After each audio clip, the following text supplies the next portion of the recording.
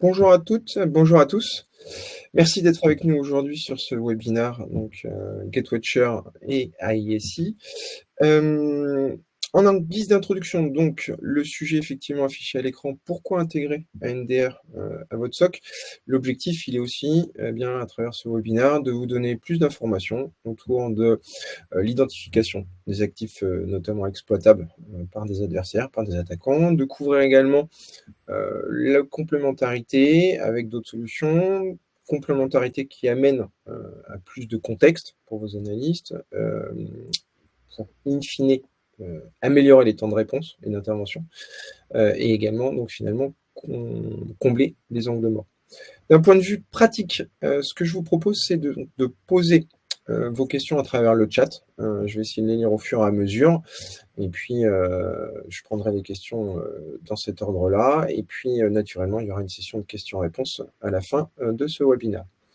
J'ai la chance aujourd'hui, d'être accompagné, de Georges, côté ici. Je te laisse te présenter et puis, je reprends la main par la suite. OK? Oui, ça roule. Bonjour à toutes et à tous. Donc moi c'est Georges Ribeiro, je suis le responsable de l'équipe infrastructure chez IAC. Comme son nom l'indique pas, l'équipe infrastructure elle fait plein de choses, elle fait du produit, elle fait du déploiement, du support, l'intégration. Donc voilà, bon, vaste scope. Merci Georges. Donc Pierre Guillaume, moi pour ma part, donc je suis, responsable du product management, chez GetWatcher. J'ai globalement 3 activités. Je supporte nos forces de vente et avant-vente, auprès de nos clients et puis je fais le lien aussi avec nos équipes de développement, pour arriver à des produits qui correspondent, à vos besoins, aux besoins des utilisateurs finaux. Et puis une troisième activité qui est orientée, je veux dire innovation, vision, anticipation avec, nos fondateurs et puis une équipe aussi, de R&D chez GetWatcher. Voilà. Alors, en guise d'introduction, je voulais revenir sur, un élément important, qu'on s'accorde tous sur ce qu'est, globalement une cyberattaque aujourd'hui. Quelque chose qui va être très simple, rapide, efficace, des choses que, voilà, globalement on observe, au quotidien, au sein d'un SOC, à travers ce petit schéma. Globalement, la première étape, c'est quoi? C'est une première phase de reconnaissance et d'armement, donc une préparation en fait de son arsenal offensif. S'ensuit, une phase de phishing, donc on va envoyer un mail à sa cible, qu'on aura préalablement potentiellement très bien identifié, à travers une analyse réseaux sociaux et cetera, social engineering. Cette cible, bah, finalement, elle va cliquer sur le lien. Donc on va être dans une phase d'exploitation et puis ce lien, en fait, va, de son point de vue à elle, la diriger vers une application ou un service web totalement légitime. Sauf que finalement, en background, bah, moi, j'ai piégé le lien et je vais également faire en sorte que cette machine-là, ma cible, vienne se connecter sur mon infrastructure, malveillante pour aller télécharger mes malwares, mes exploits, mes toolkits et puis ces toolkits, finalement, ils vont remonter sur la machine SIM sur laquelle ils vont venir s'installer. Donc là, j'ai une exécution de code malicieux et cette exécution va me permettre de monter un tunnel chiffré entre, finalement, ma cible et moi pour pouvoir, à travers ce tunnel-là, engager plus d'actions. Les actions suivantes, ça va être déjà d'installer ma persistance. Je veux garder l'accès sur ma cible, première chose. Deuxième chose, je vais observer, je vais regarder sur cette cible-là s'il n'y a pas un fichier, intéressant à piéger pour le leurrer finalement et le renvoyer à ma cible avec, un code malveillant complémentaire.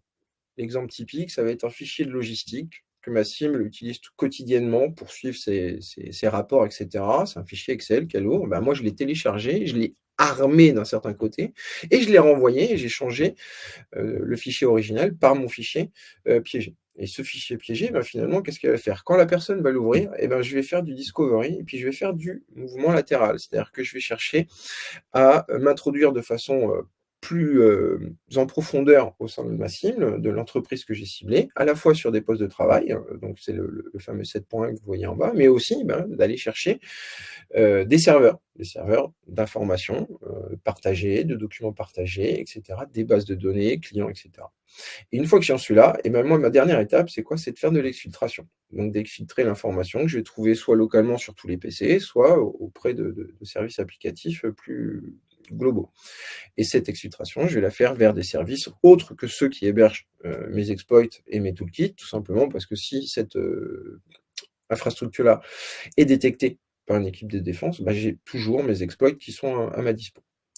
Donc on a ici finalement une attaque basique, assez simple, observée tous les jours. Et ce qu'il faut retenir, c'est surtout que finalement une attaque, c'est pas une attaque phishing, c'est plusieurs étapes, plusieurs exécutions, plusieurs actions à réaliser d'un point de vue de l'attaquant.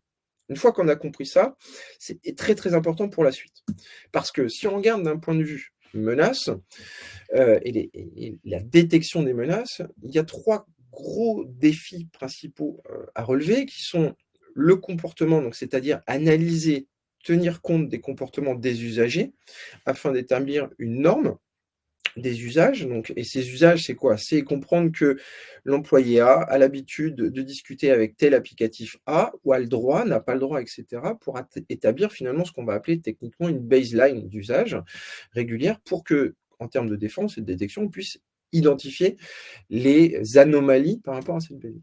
Le deuxième sujet, c'est la surface d'attaque, c'est-à-dire identifier le plus en amont possible, voire de façon proactive finalement, les points de faiblesse ou les points d'entrée qui pourraient être utilisés par un adversaire. Dernier volet, c'est le volet des vulnérabilités. Je vais dire qu'aucun software aujourd'hui n'est 100% sûr, sécurisé. Il y a des vulnérabilités qui existent, à mon sens, dans la quasi-totalité. C'est une hypothèse à prendre, mais le plus gros des défis avec la vulnérabilité, c'est l'imprévisibilité. C'est-à-dire qu'on ne sait pas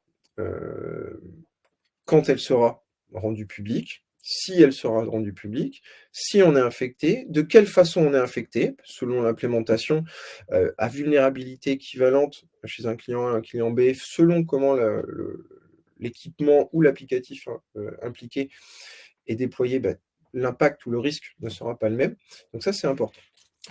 Au regard de ces défis, il y a des challenges d'un point de vue offensif. Je vais changer un peu de casquette, je vais prendre ma casquette de mon pull à capuche d'attaquant et je vais parler de 3 volets. Le volet évasion, c'est-à-dire que moi, en tant qu'attaquant, mon premier objectif, c'est de rester indétectable, sous les radars. On a vu toutes les étapes qui étaient nécessaires. L'objectif, il est de rester sous les radars et de pouvoir exécuter chacune de ces étapes-là. Enfin,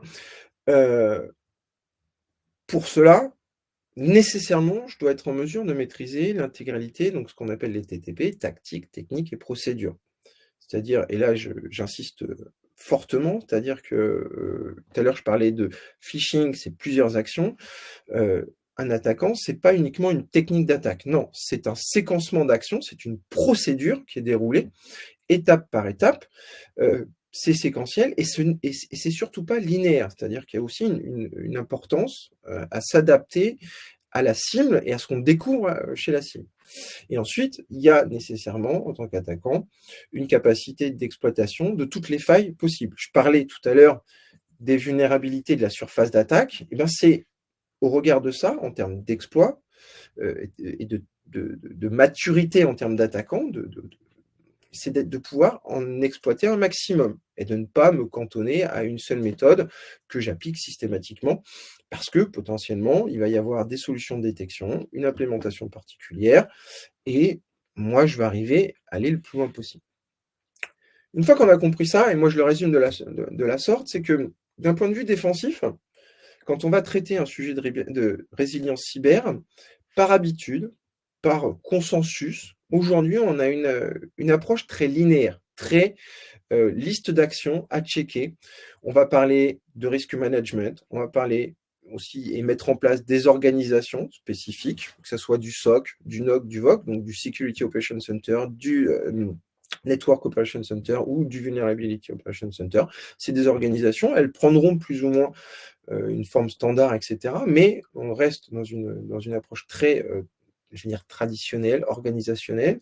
Et puis, on va déterminer, identifier des périmètres IT, ou qu'ils soient techniques, IT, OT, et on va essayer de travailler sur ces périmètres-là. Donc, on a une approche qui est très linéaire, comparée à des adversaires qui, eux, vont avoir une approche totalement graphique, non linéaire et en toute liberté. C'est-à-dire que si je reprends le jeu d'échecs que j'ai dessiné ici, ils vont chercher à exploiter des vulnérabilités connues. Bon, Eh bien, très bien, on sait que ça avance dans le bon sens. On sait, nous, en termes de défense, quels sont les patchs à mettre en œuvre, quelles sont les règles de détection, les moyens de détection à mettre en place. Il n'y a pas de souci là-dessus. Ils vont chercher à renforcer leurs actions, c'est-à-dire renforcer leurs points d'action, leurs points d'entrée. Donc une tour qui va défendre un cavalier. Et puis, ils vont continuer comme ça à chercher à attaquer de façon plus en profondeur vos systèmes d'information. Et puis finalement, ils n'ont pas de règles. Ils vont rester sous les radars. C'est-à-dire qu'ils vont être en permanence en recherche de faire fonctionner ou de vous attaquer avec des mouvements inattendus qui ne suivent aucune règle. Une tour qui va aller en diagonale. Je ne fais pas beaucoup d'échecs, mais pour moi, ce n'est pas possible. Voilà. Donc ça, il faut bien l'avoir en tête quand on va vouloir parler de détection. Parce que si maintenant je parle de détection d'un point de vue Network Detection and Response, et prendre 5 minutes pour expliquer réellement ce que c'est que la Network Detection and Response, il y a un premier élément basique à garder en tête, c'est qu'aujourd'hui, un NDR, on va pouvoir analyser les flux de production dits Est-Ouest, globalement les flux internes entre vos utilisateurs et vos applicatifs métiers qui restent sur une partie de réseau que vous maîtrisez, le WAN notamment, ou le LAN, et puis le trafic nord-sud, donc là qui est un trafic qui nécessairement va à un instant T devoir sortir de votre scope de maîtrise, périmètre maîtrisé, pour aller atteindre d'autres ressources, de tiers ou des applicatifs que vous auriez potentiellement dans le cloud. Et ça, on doit pouvoir le faire avec zéro impact sur votre activité. C'est-à-dire que le NDR intervient out of band, c'est-à-dire qu'en fait, ce qu'on va réaliser, c'est une copie du trafic qu'on va analyser avec une solution de détection. Cette solution de détection, aujourd'hui, on va venir, nous, chez GetWatcher, multiplier, combiner les moteurs de détection pour atteindre une couverture maximale des menaces. Vous avez ici l'intégralité de nos moteurs de détection, et puis on voit que chacun d'eux, déjà, ne détecte pas la même chose. Des ronds, des carrés, des triangles, si je schématise, et puis que finalement, ils ne vont pas couvrir les mêmes zones. Autre élément, si je compare ActiveCTI et RetroHunt, on voit que pour ces deux moteurs-là, ils vont détecter la même chose, mais en réalité, ils vont le faire sur une temporalité différente. ActiveHunt va détecter les menaces en temps réel par rapport à une actualisation qui est faite sur la base de la threat intel GetWatcher, alors que RetroHunt va récupérer sur la base de cette CTI, va aller exécuter le même type de détection, mais sur les informations, les métadatas, les informations qui ont été analysées, collectées dans l'historique, et toujours disponibles dans cet historique-là, pour voir s'il n'y a pas eu une intrusion passée sur une menace qui est juste connue à l'instant T. Donc ça, c'est important parce que si on regarde, finalement, en bleu, vous avez ici le trafic légitime, et puis on va le laisser passer pour que le collaborateur travaille en toute sécurité, et que finalement, vous atteigniez une confiance dans votre réseau, un travail quotidien des collaborateurs dans un esprit de confiance. Et puis, on voit ici, voilà, chacun des moteurs de détection adaptés qui vont venir détecter, contrer, répondre aux menaces pour empêcher justement qu'elles atteignent le poste du collaborateur. Donc, on va bien venir multiplier les moyens de détection. Si je rentre un peu plus dans le détail concernant GetWatcher, vous voyez qu'ici, on va multiplier les moteurs de détection, mais ce qui se cache derrière, la réalité, c'est qu'on multiplie, on combine les techniques de détection, les manières de faire de la détection. On va tout d'abord utiliser des moteurs de détection qui sont basés sur des modèles de machine learning supervisés, DGA Detect, Network Behavior Analytics, Ransomware Detect, Beacon Detect sont entre autres des moteurs qui sont 100% machine learning, qui sont implémentés par notre recherche et développement, par nos équipes de R&D, qui sont entraînés par nos soins sur des données légitimes, illégitimes, pour qu'ils puissent tourner de façon complètement déconnectée d'Internet, déconnectée de n'importe quelle infrastructure, et vous garantir un niveau élevé de détection pour un niveau le plus faible possible de faux positifs. Et derrière ça, on va venir combiner donc la détection statique avec une détection sur la base de signatures, la vérification de malware avec la complémentarité de différents moteurs antiviraux, l'analyse de payload, donc ça, typiquement, c'est hyper efficace quand le trafic n'est pas chiffré, parce qu'on va pouvoir avoir accès et reconstituer les PowerShell, les shellcodes qui vont passer, ou en tout cas que l'attaquant va chercher à exécuter sur la machine cible. Vous avez vu tout à l'heure qu'il va falloir à un moment donné que je puisse exécuter mon exploit pour garder l'accès persistant, etc., pour monter mon tunnel chiffré, etc. Donc ça, PowerShell et shellcode detect vont pouvoir très bien fonctionner.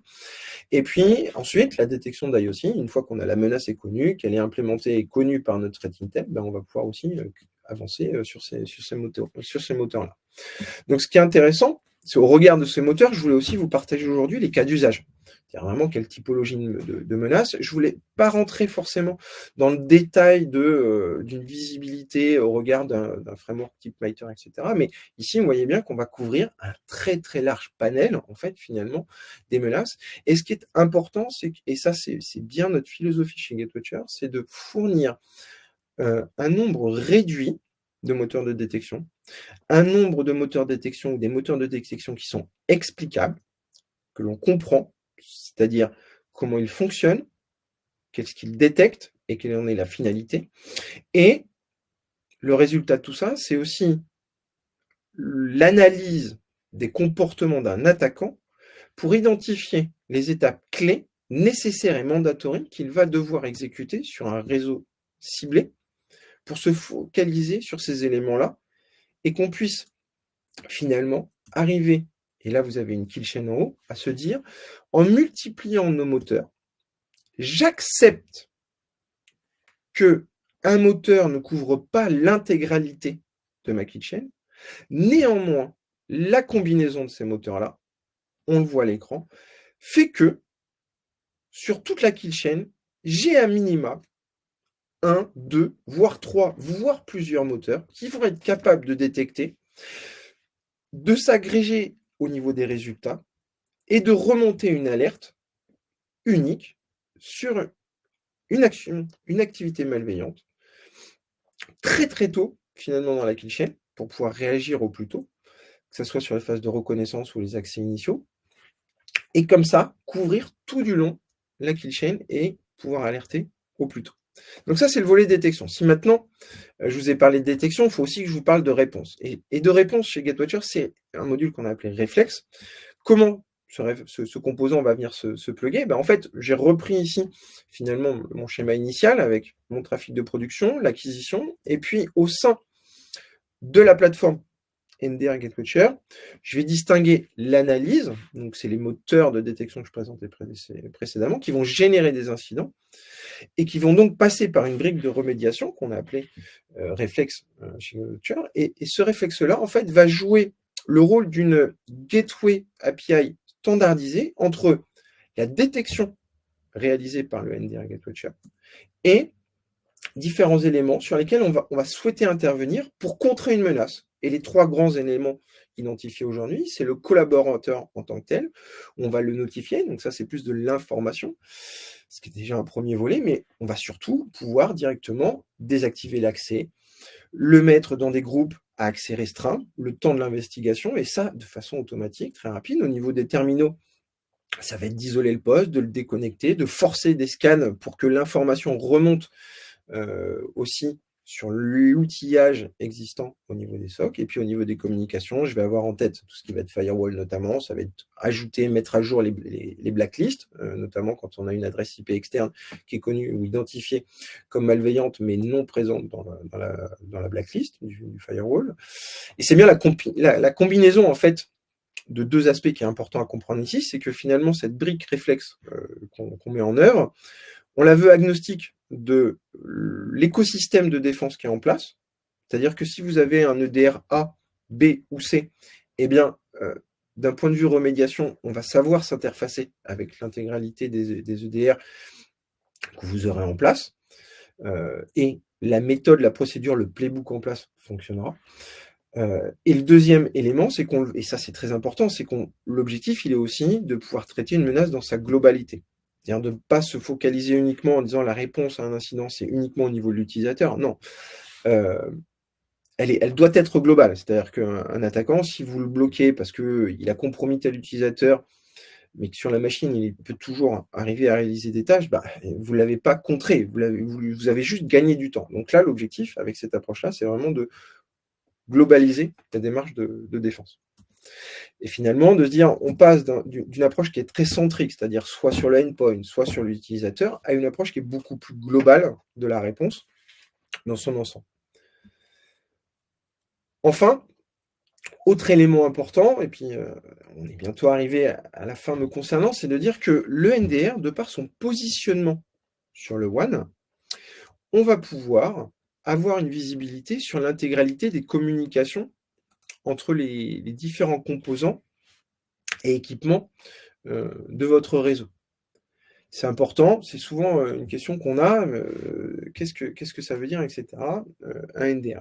Aujourd'hui, il y a un fondamental, et là-dessus, je pense que personne ne pourra me contredire, c'est la base de tout réseau, c'est de faire communiquer 2 assets, 2 endpoints, 2 IP entre elles, qui vont échanger de l'information en suivant un protocole. Eh bien, la vraie problématique du NDR aujourd'hui, au-delà de la détection, etc., sur lequel on pourra discuter, c'est surtout le point de capture.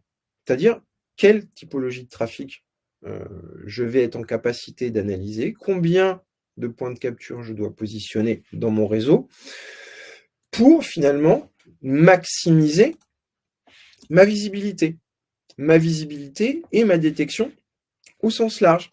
Parce que suivant où vous mettez on positionne ce point d'acquisition, eh bien, on va soit voir une partie que je vais appeler un peu plus standard que vous avez à gauche sur l'écran, entre des collaborateurs et puis vos applicatifs métiers un peu classiques. Mais aujourd'hui, le NDR, GateWatcher, il sait aussi aller chercher et analyser, détecter des menaces sur des périmètres beaucoup plus spécifiques, que ça soit sur l'identité des VIP, que ça soit sur des périmètres beaucoup plus industriels, je vais dire même industriels spécifiques, au domaine de la santé par exemple, ou des contextes un petit peu particuliers, où sont des univers IT ou des contextes d'entreprise où vous avez des réseaux qui sont très ouverts, parce que vous recevez beaucoup d'externes qui arrivent avec leur propre PC, que globalement, vous n'avez pas sous votre contrôle. Vous faites en sorte qu'ils aient une connexion sécurisée et un accès sécurisé, mais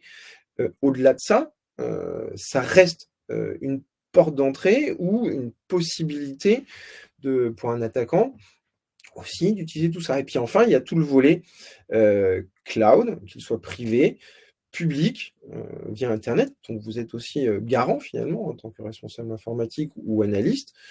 Pour les analyses d'investigation cyber, c'est aussi de votre ressort là-dessus, et on est capable d'aller chercher aussi ces flux-là pour les analyser. Et enfin, le dernier volet, sur lequel on peut gagner aussi en visibilité, c'est surtout ce qui va être interopérabilité, interconnexion avec les infrastructures tierces.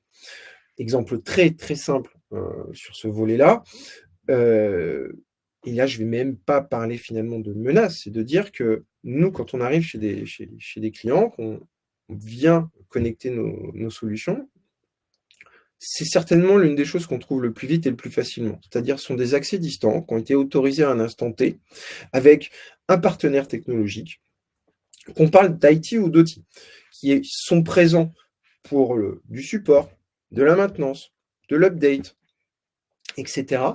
Et ces accès distants, ils sont en permanence ouverts, toujours disponibles, très souvent, malheureusement, sur des applicatifs qui sont assez vulnérables, et donc c'est une porte d'entrée à protéger. Et le NDR, il va pouvoir vous les afficher très très rapidement à l'écran et vous dire attention, il y a une connexion régulière entre votre système d'information et une adresse IP externe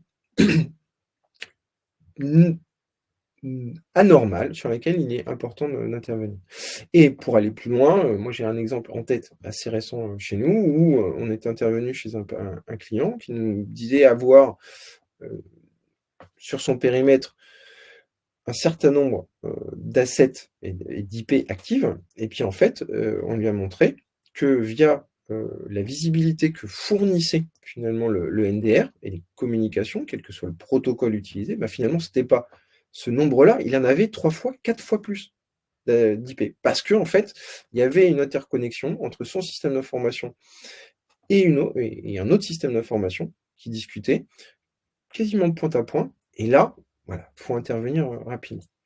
Donc tout ça pour dire qu'aujourd'hui, voilà, Le NDR va servir de levier pour mettre en place une stratégie cyber globale sur les 5 axes que j'identifie ici et qui sont aussi, à mon sens, les missions du SOC, et puis je laisserai Georges revenir dessus, qui sont identifier les risques très en amont. Et je parlerai même, et on a cette capacité avec GateWatcher, d'aller sur de la défense proactive, toujours dans cette démarche de réduire les risques, de limiter les opportunités pour un adversaire, de protéger une activité business. Encore plus pertinent quand on va parler d'industrie, parce qu'une industrie, ça doit tourner 24/7 en 365, et on ne peut pas le couper. Donc c'est protéger sans interrompre et sans impacter le business, même quand je fais uniquement de l'analyse de trafic. Et enfin, les 3 derniers volets que je vais associer, qui est de détecter les intrusions, bien sûr, d'y réagir avec le module réflexe que j'évoquais avant, et tout ça dans une finalité d'améliorer en permanence votre posture de sécurité. Parce qu'à un instant T, elle peut être très bonne, mais suite à la divulgation de nouveaux outils d'attaque, de nouvelles vulnérabilités, etc., cette posture, il faut savoir l'adapter, et l'adapter, j'ai envie de vous dire, quasiment en temps réel aujourd'hui. Donc ça, c'est important, voilà, de garder en tête, pour moi, les takeaways, si je peux m'exprimer ainsi aujourd'hui, c'est vraiment qu'au regard du NDR, c'est un pilier, la création d'une stratégie cyber globale, va venir compléter un arsenal, que ce soit sur le volet défense, complémentarité avec des solutions d'EDR, des solutions d'XDR, des SIEM, des firewalls, etc., va apporter un complément d'information, un complément de contextualisation, va pouvoir intervenir sur tout ce qui est flux chiffré, non chiffré. Côté GateWatcher, on est capable de faire la détection sur les deux et on pourra avoir des échanges spécifiques là-dessus. Et enfin, et là je vais passer la parole à Georges, l'élément important, et ça c'est moi j'y tiens personnellement, surtout dans un environnement où on parle beaucoup d'IA générative, etc., il restera toujours le volet humain qui est la partie SOC, où là pour moi c'est indispensable. Et aujourd'hui je vais laisser Georges présenter comment chez AISI ils ont l'habitude de travailler. Déjà, je vais commencer par m'excuser parce que je suis un peu malade, donc désolé pour la voix. Et je vais continuer par un peu présenter ISI pour que vous compreniez un peu ce qu'on fait, d'où on vient. Donc ISI, c'est une société qui a 9 ans, qui a débuté dans l'intégration de solutions de réseau sécu et qui a fait un peu de PPEDR et qui a ensuite bifurqué sur du SOC. Donc ça doit faire maintenant 5-6 ans qu'on fait du SOC. Moi, je suis arrivé chez ISI en 2018. Et toutes nos équipes sont en France. On est maintenant 45 collaborateurs, donc une petite cinquantaine. Donc voilà, donc on a vraiment ces deux métiers d'intégration réseau sécu et produits et de SOC. Et on a aussi la SSI. On en parle, on oublie souvent, on a aussi la SSI, bien entendu. Ce qui fait que d'ailleurs, ça nous permet d'avoir une réponse globale en termes de cyber et de sécurité du SI, grâce à ces 3 entités. Maintenant, qu'est-ce qu'un SOC? Parce qu'on est aussi là pour ça. Le SOC, malheureusement, selon à qui on demande, ça peut être plein de choses. Et c'est important de comprendre un peu ce que c'est vraiment et c'est quoi les métiers qu'il ne fait pas, qu'il devrait faire, qu'il faudrait qu'il fasse. Pour au moins pouvoir ne serait-ce que comprendre quel est le scope en fait de tous les intervenants qui font du SOC. Donc le SOC, techniquement, c'est de la supervision. Donc ça va être récupérer des alertes, comprendre ce qui se passe, les traiter, et ensuite derrière, ça va être de passer peut-être ça à une équipe qui va faire une levée de doute ou pas, selon l'offre. Donc sur le SOC en tant que tel, ce qui va donc être super important, c'est la visibilité. Il faut qu'on puisse voir tout, parce que si on voit pas, on peut pas savoir en fait. C'est simple que ça. Et donc ça va se traduire par l'utilisation de sources de données. Donc il peut en avoir historiquement, c'est souvent, on pense souvent à du PPDR parce que c'est un peu la brique basique, dirais-je. Mais le PPDR, en fait, ça couvre pas tout. Ça couvre le poste, mais qu'est-ce qui se passe avant? Et là, pour le coup, un NDR, donc GateWatcher dans notre cas, va apporter vraiment cette visibilité en fait sur ce qui se passe le avant. Et il va pouvoir aussi être remonter toutes les tentatives que l'attaquant peut faire. Parce que j'en parlais juste un peu plus bas, parce qu'on a une partie offensive chez Yassin, mais l'attaquant, techniquement, il va faire toute une partie, comme l'a dit Pierre, il va faire toute une partie de recherche quand il va avoir sa première connexion sur votre SI. Il va essayer de comprendre ce que c'est votre SI, en fait. Et essayer de trouver c'est quoi les cibles potentielles. En faisant ça, il va utiliser des outils, il va faire du bruit sur le réseau. Ce qu'un EPPDR ne verra pas nativement, parce que c'est pas son rôle, en fait. Lui, il va voir ce qui se passe sur le poste, mais il va pas voir nécessairement ce qui se passe sur le réseau. Donc un scan de port, des choses comme ça, on va pas le voir. GetWatcher le verra. Tout simplement parce il va voir que cette machine d'habitude, elle discute qu'avec certains types de serveurs, et d'un seul coup, là, commencer à essayer de discuter avec tout le monde, c'est pas normal. Donc, la visibilité que va apporter GetWatcher pour le SOC, c'est justement ça, un déclenchement d'alerte pour dire attention, cette machine, elle fait des trucs qu'elle faisait pas avant. Il y a peut-être quelque chose qui se passe. L'autre intérêt aussi, et c'est aussi très important dans le cadre du SOC et plus globalement de la sécurité du SI, c'est que GetWatcher est invisible en fait. Et sur le réseau, on ne voit pas en fait qu'il est là parce il est juste en écoute pure en fait. Donc ce qui fait que l'attaquant ne peut pas adapter sa réponse par défaut parce qu'il sait pas qu'il est là. Donc lui il va juste utiliser ses méthodes habituelles qui vont faire plus ou moins de bruit parce que d'habitude ça marche. Et dans notre cas, là, GetWatcher va pouvoir voir en fait que cette machine-là elle fait plus qu'elle fait d'habitude. Il y a vraiment un truc qui se passe et ensuite ça sera au SOC ou même en avance de phase avec la partie réflexe de tout de suite faire une action automatisée par GetWatcher et dans un second temps que le SOC puisse faire une analyse, mais dans tous les cas il y a certains use cases qu'on peut se dire des use cases assez simples. On peut se dire en fait cette machine là d'habitude elle discute pas, elle est pas censée du tout discuter avec cette machine. Si elle discute avec cette machine, c'est que c'est dangereux, donc par défaut je l'isole. Donc ça c'est des règles qui peuvent être mises en place à travers Reflex. Donc c'est l'équivalent en fait des réponses automatisées qu'on a sur un EPPEDR, sur l'isolation de poste quand il y a un malware qui est détecté. Même concept, là ce sera à travers GetWatcher, ce qui permet d'avoir une réponse immédiate avant que l'analyste SOC puisse commencer à faire son traitement. Bien sûr il aura l'alerte, et il va voir ce qui se passe, mais à minima on a déjà mis quelque chose en quarantaine, comme ça on est sûr qu'on a bloqué la menace éventuelle. Donc voilà, globalement c'est ça le nerf de la guerre, c'est vraiment la visibilité, c'est d'où le sujet de ce webinaire, c'est vraiment il nous faut, dans le cadre d'un SOC, il faut une visibilité maximum pour pouvoir prendre les bonnes décisions et pouvoir agir au plus tôt. C'est le nerf de la guerre, agir au plus tôt. Parce que l'attaquant, il va faire plein de choses. Si on est capable de voir les premières étapes de son travail, c'est à ce moment-là qu'on pourra le bloquer. Parce que si on arrive bien plus tard dans la kill chain, des fois c'est peut-être trop tard ou peut-être des choses qui ont été déjà supprimées, des données qui ont déjà été exfiltrées. Et ça, on l'a pas pu le voir. Et là encore, GetWatcher pourra le voir. Typiquement, l'exfil de données, il sera aussi en mesure de le voir. Maintenant qu'on a dit ça, ok, le SOC, il a vu, il a détecté. Mais qu'est-ce qui se passe si c'est pas, si on n'est pas sûr, en fait? Qu'est-ce qui se passe si on n'est pas sûr, si on voit une alerte ou si, qu'est-ce qui se passe? On voit quelque chose d'anormal bloqué par le PPDR ou GetWatcher remonte une alerte. Mais on n'est pas sûr, en fait. C'est pas 100% clair de dire c'est vraiment un attaquant. Dans le cadre d'un SOC, souvent le rôle du SOC va se limiter à dire ok, monsieur le client, on a détecté ça, voici a priori les choses à faire dans ce type de cas. Mais pour le coup, on ne sait pas réellement si ça colle avec votre cas, parce qu'on va pas, le SOC va pas nécessairement faire une analyse sur ce qui se passe. Et donc là va rentrer la partie défire, on rentre dans la partie défire, donc c'est la levée de doute et l'investigation. Dans le cas précis de mon exemple, c'est une levée de doute. Et là, l'objectif dans la continuité du SOC, c'est ok, on a une alerte. Maintenant, qu'est-ce qu'on fait est-ce que c'est une alerte réelle? Et pour ce faire, en fait, on va utiliser des outils. Dans notre cas, on a des outils qu'on a développés en interne qui permettent de récupérer des artefacts. Nous, on les analyse avec l'équipe SOC. Je vais pas arriver en arrière-plan. C'est ça que j'ai cherché. En arrière-plan, on va l'analyser et derrière, on va vous dire ok, en fait ça. Il n'y a pas de problème. Ou sinon ça, il y a un problème et donc on va pouvoir monter à la criticité et peut-être avancer dans l'analyse. Et ça, chez ISI, c'est le côté gauche du slide.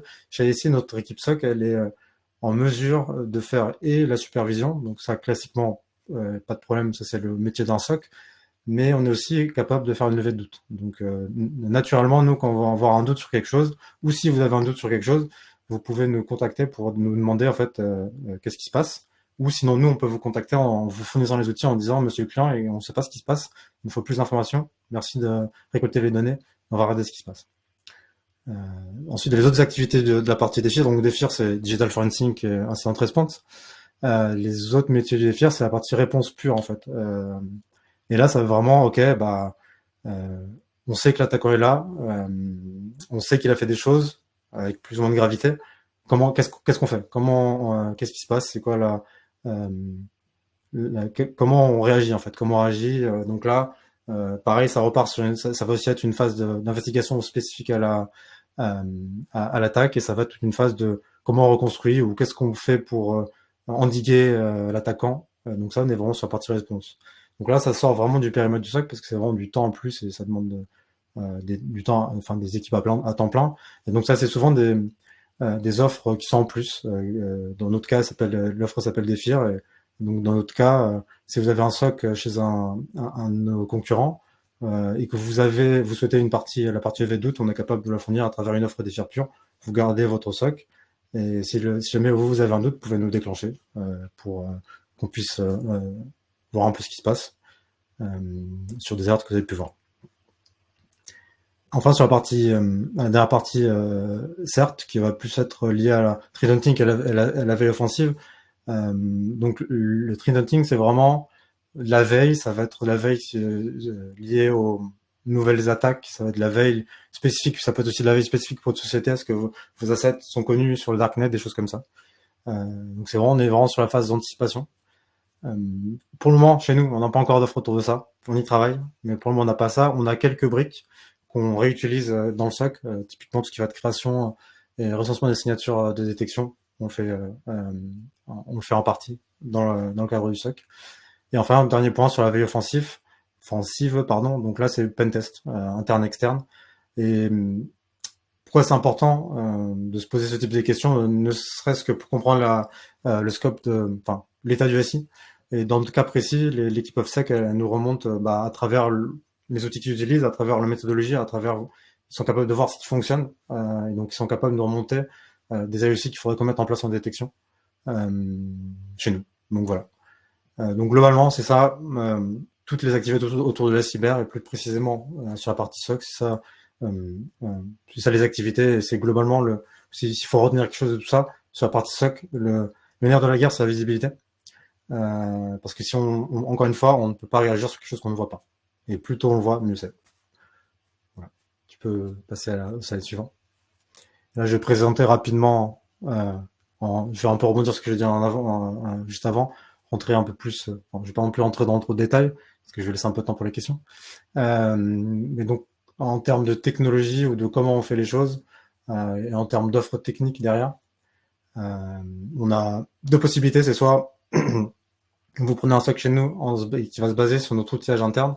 Donc, ça sera notre outillage qui va récupérer les événements de sécurité qui vont être générés par tous les partenaires dont leurs logos sont présents.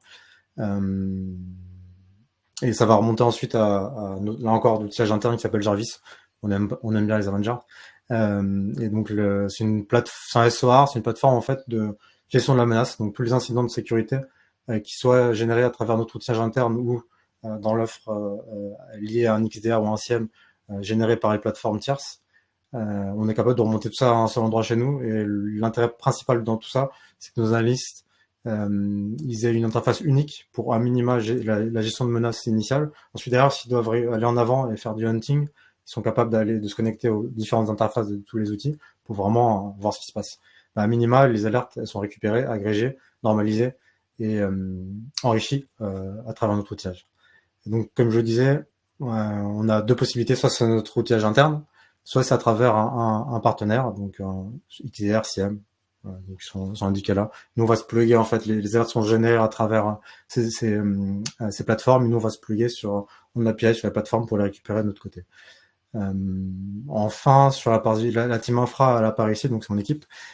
Pourquoi? Parce que forcément il y a la compétence cyber, donc tout ce qui va être le maintien en condition de sécurité de toutes vos infrastructures, donc vraiment l'activité SOC. Mais il y a aussi chez nous toute la partie infra qui va être la partie MCO.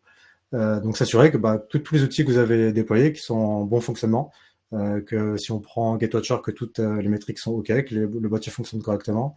Si on prend le PVDR, que les agents soient correctement installés, qu'ils soient en bon état, etc., etc. Donc ça c'est vraiment deux métiers différents. Donc, en l'occurrence, vraiment la partie MCO, c'est mon équipe, et la partie MCS, c'est les équipes du SOC.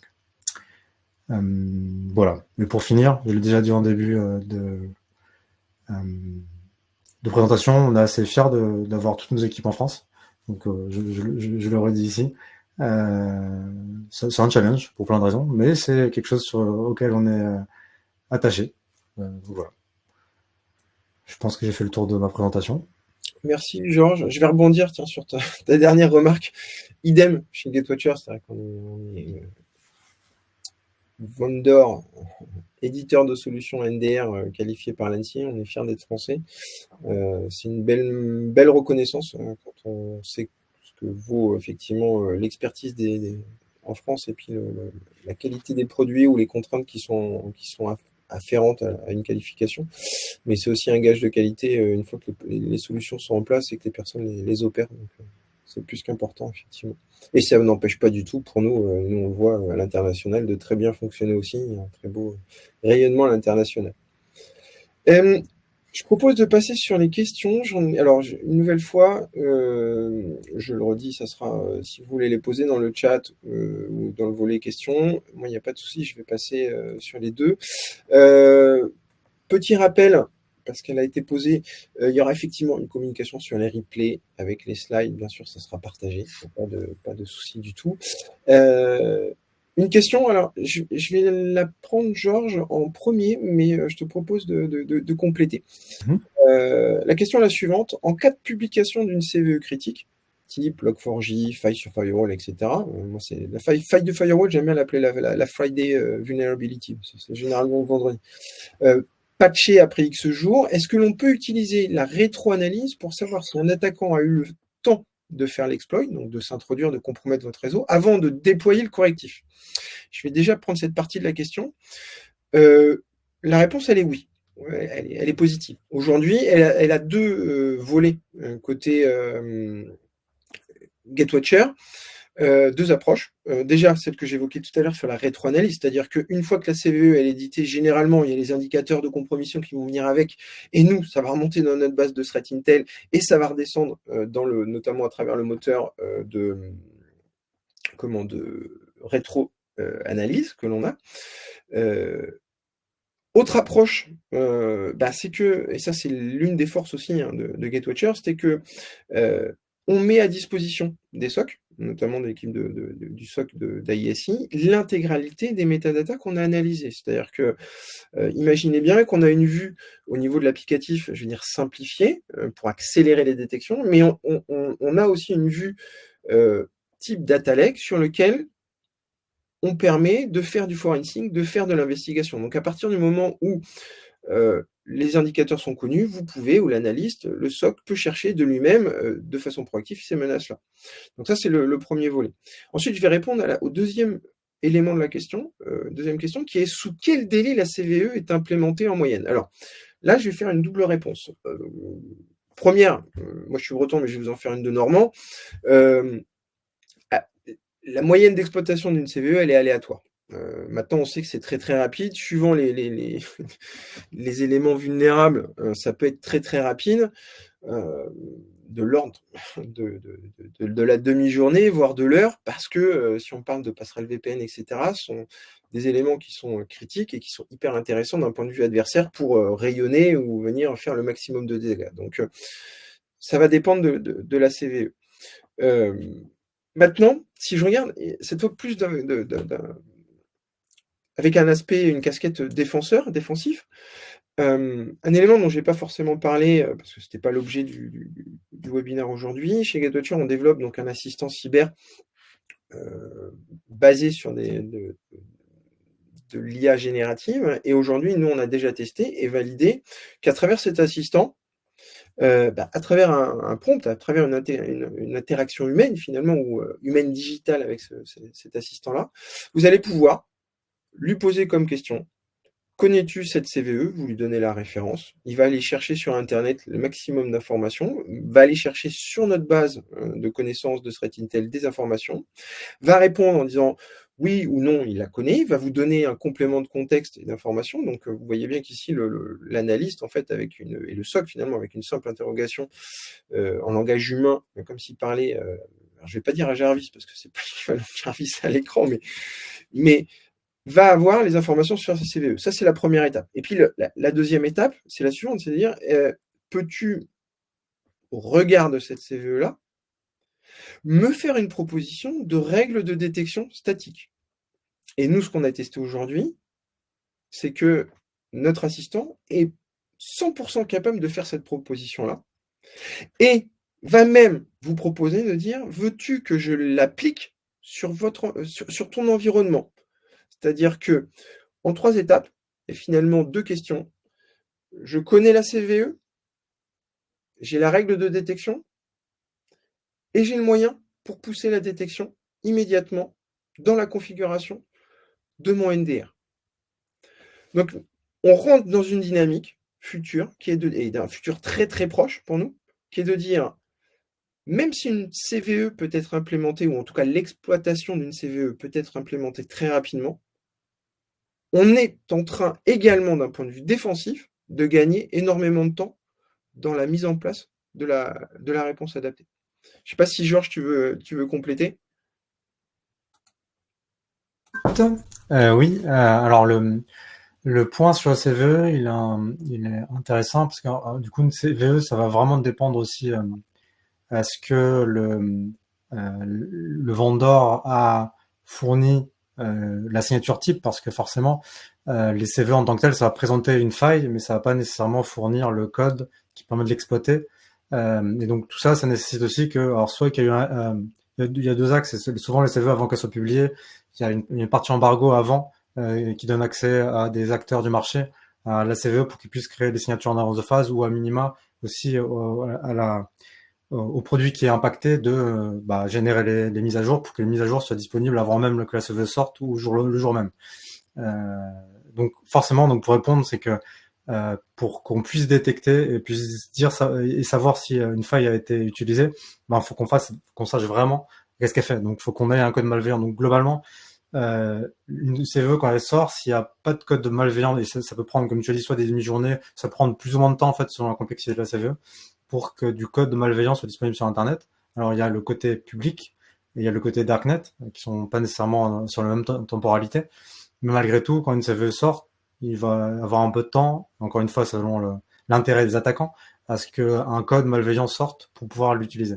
Et donc c'est seulement quand ce code malveillant sort, ou qu'on a eu les informations avant en mode embargo avant, qu'on est capable de détecter la signature, ou que n'importe quel vendor est capable, GetWatcher comme tous les autres, sont capables de créer une signature à ce moment-là. S'il n'y a pas de code public ou que la faille n'est pas suffisamment détaillée pour expliquer quelle est la faille, pour répondre à la question, la CVE, on peut pas détecter tant qu'on sait pas quoi détecter en fait.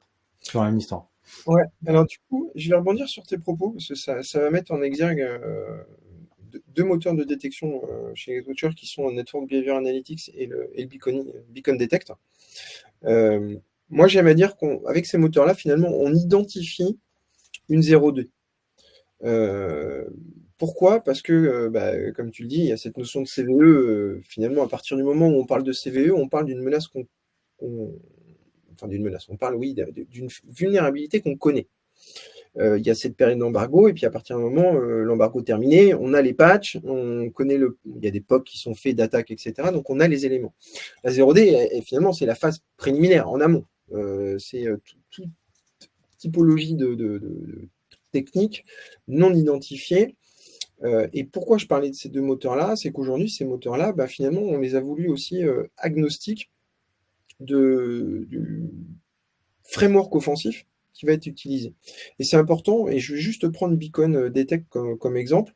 Network Behavior est beaucoup plus complet que Beacon Detect, mais Beacon Detect me semble assez pertinent là-dessus et intéressant. Beaconing, c'est quoi? C'est une communication malicieuse, récurrente, à intervalles non réguliers entre une machine compromise et un serveur de contrôle utilisé par l'attaquant. L'attaquant est obligé de garder ce beacon actif. Il va essayer de le masquer dans du trafic dit légitime ou identifiable comme légitime par d'autres systèmes de détection. Et puis, il va également introduire de l'agite. C'est-à-dire qu'au lieu de fonctionner toutes les minutes, d'une certaine façon, ce keep alive, il va intervenir à différentes temporalités. 1 minute, 5 minutes, 30 secondes, etc. Juste pour savoir que, d'un point de vue attaquant, depuis mon serveur de contrôle, je peux toujours communiquer avec la machine que j'ai compromise. Et Beacon Detect, il va être capable, quel que soit donc le framework d'attaque utilisé, le typologie du C2, même si le C2, son adresse IP n'est pas connue par la CTI, va pouvoir le détecter, va pouvoir détecter même si ça passe à travers un tunnel HTTP, HTTPS, donc du flux légitime, et va également le détecter quelle que soit la temporalité. Donc ça, c'est aussi important parce que ça permet d'agir de façon amont et puis de se entre guillemets, un petit peu de se détacher de cette notion de 0D, de CVE, etc. C'est bien ce que je disais tout à l'heure, se focaliser dans la détection au plus tôt de menaces sophistiquées ou d'activités de comportement malveillant. Georges, j'ai une question pour toi concernant, je vais dire, le Follow the Sun. Je te laisse répondre là-dessus. Oui, donc pour répondre à la question, on est en 24/7, donc on est en 9/18 pour les équipes à plein temps. Et au-delà de cette plage horaire, en astreinte, donc on a une personne d'astreinte qui est déclenchée par notre outillage, donc et sur des priorités hautes d'alerte. L'objectif c'est que la personne puisse voir l'alerte et derrière appliquer une procédure sur laquelle on s'est mis d'accord durant l'onboarding en fait. Donc durant l'onboarding, quand on est en 24/7, on a un onboarding un peu spécifique avec les clients. On se met d'accord sur qu'est-ce qu'on fait en HNO. Donc le HO c'est classique, pas de problème. Enfin, y a pas de problème. On gère tout. En HNO, on va juste gérer les priorités les plus élevées avec donc réveil de quelqu'un, une compréhension de l'incident et derrière est-ce qu'on vous appelle ou on met en quarantaine. Encore une fois, ça va dépendre de la procédure sur laquelle on s'est mis d'accord. Et ensuite, l'analyse se fera à la première heure ouvrée suivante. Donc, on a une réponse immédiate et une analyse en heure ouvrée. Merci Georges. Je pense que c'est très clair. On va fonctionner de la même façon côté Gatewatcher et puis on est en support aussi. Hein. Les équipes de Georges savent très bien qu'ils peuvent nous appeler s'il y a des problèmes de MCO, MCS. Enfin, je veux dire MCO parce que MCS, on est pingé par d'autres moyens bien en avant sur la propre solution Gatewatcher. Mais MCO, il n'y a pas de souci. Je vous invite à continuer vos questions. Je vois qu'il y en a une personne qui est en train à l'heure actuelle de poser sa question, donc ça sera avec plaisir. N'hésitez pas dans le chat ou dans l'onglet questions. On prend des deux côtés avec Georges. Hop. Ah, non, la question n'est plus en cours. Donnez encore 2-3 minutes si vous avez des questions. Et sinon, on s'arrêtera là.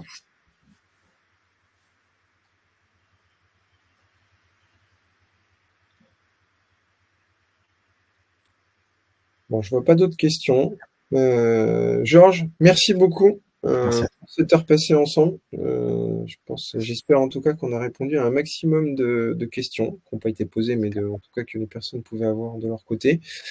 Qu'on a apporté toute la précision nécessaire sur la techno NDR naturellement, et puis de votre côté AISI avec toute la couche de services, SOC, DFIR, certes on top, qui, je le répète, selon moi est indispensable pour bien opérer une politique de sécurité dans sa globalité et au quotidien.